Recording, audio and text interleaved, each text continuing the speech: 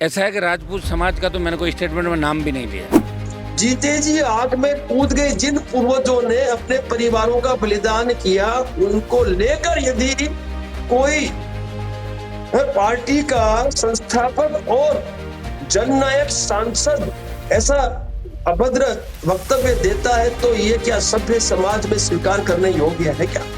अब नाम तो लिया नहीं मैंने कहीं। मैंने तो ये कहा कि महाराज सूरजमल ने लड़ाई लड़ी, महाराणा प्रताप ने लड़ी, कुछ लोगों ने लड़ाई लड़ी राजस्थान के अंदर, लेकिन आजादी के आंदोलन के अंदर राजस्थान का योगदान कम रहा। भूतकाल में भी कई बार इस व्यक्ति के द्वारा महापुरुषों पर अभद्र टिप्पणी की गई है। ये तो मुगलकालीन बात कर ली अपन ने, महाराज सूरजमल की बात कर ली, दिल्ली तक लड़ाई लड़ी सारे। और ऐसा है कि ऐसा हमारे मन में संकीर्ण मानसिकता नहीं कि हम किसी समाज को टारगेट करके ये कहें कि आपके समाज लड़ाई नहीं लड़ी। व्यक्ति विशेष का विरोध है। हमने किसी जाति या धर्म के विरोध की बात ही नहीं की। क्यों करेंगे हम जाति धर्म का विरोध भाई? कई नेताओं ने बयान दे दिए, मुगलों से वैवाहिक संबंधों की बात इतिहास कह रहा है। मैंने तो फिर भी नाम लेके किसी का नहीं कहा। मैंने कहा कुछ लोग बहन बेटी देते थे, तो कुछ लोग मैंने जिक्र तो नहीं किया। फिर किसी की मृत्यु क्यों लगती है इस बात की? तो गलत बात है। इसीलिए हमने 8 तारीख को नागौर 21 लोकसभा क्षेत्र उसके जो निवास स्थान है वहीं पे हमने क्षत्रिय स्वाभिमान अस्मिता महासम्मेलन का आयोजन की घोषणा की। ऐसा है कि राजपूत समाज का तो मैंने कोई स्टेटमेंट में नाम भी नहीं लिया। वो तो चलती बात एकदम क्या हुआ कि बात पकड़ी गई उनसे। अब नाम तो लिया नहीं मैंने कहीं। मैंने तो ये कहा कि महाराज सूरजमल ने लड़ाई लड़ी, महाराणा प्रताप ने लड़ी, कुछ लोगों ने लड़ाई लड़ी राजस्थान के अंदर, लेकिन आज़ादी के आंदोलन के अंदर राजस्थान का योगदान कम रहा। आज़ादी का आंदोलन चला 1857 से लेकर 1947 के अंदर। उसमें राजस्थान के अंदर ऐसे वीर नहीं हुए जिनकी गाथाएं गाई जा रही है। कुछ नाम अगर आप कागज़ पे लेके घूम रहे हो तो ऐसे तो हर जगह नाम मिल जाएंगे आपको कि स्वतंत्रता सेनानी थे। उस वक्त अगर कोई पैदा हो गया और कोई अपने घर पे छुपा हुआ बैठा था, वो भी स्वतंत्रता सेनानी के नाम लगे कि मेरा जन्म उस समय हुआ। जन्म होना की लड़ाई हो गई क्या? वो नहीं है। जो लड़ा कौन, वो योद्धा कहाँ थे?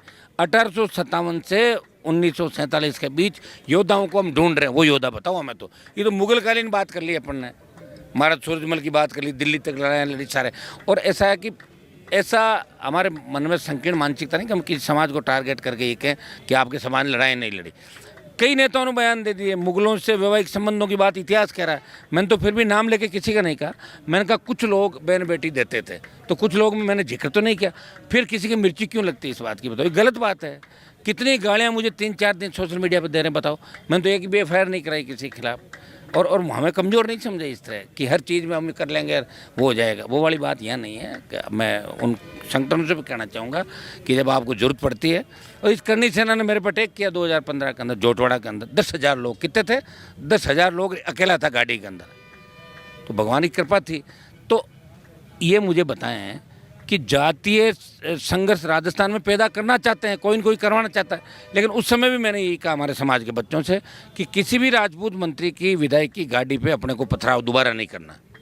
मैं ही करवाता था, मुझे कौन रोक रहा था? कहना ही थे मारो बाटे, मेरे मारे मैं ही मरवा देता। लेकिन मैं नहीं करता ऐसा काम। मुझे जाट राजपूतों को साथ लेकर चलना। इनके बहुत से जो मंत्री नेता इनके वोट मांगे थे मैंने।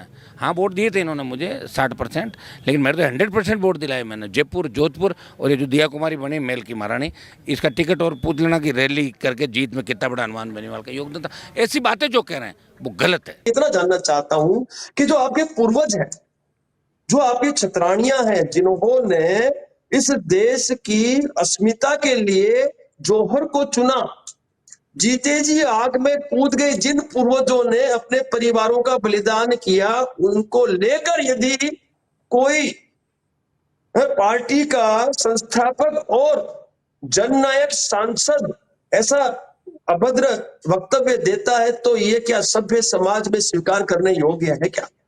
और भूतकाल में भी आपने देखा, भूतकाल में भी कई बार इस व्यक्ति के द्वारा महापुरुषों पर अभद्र टिप्पणी की गई है।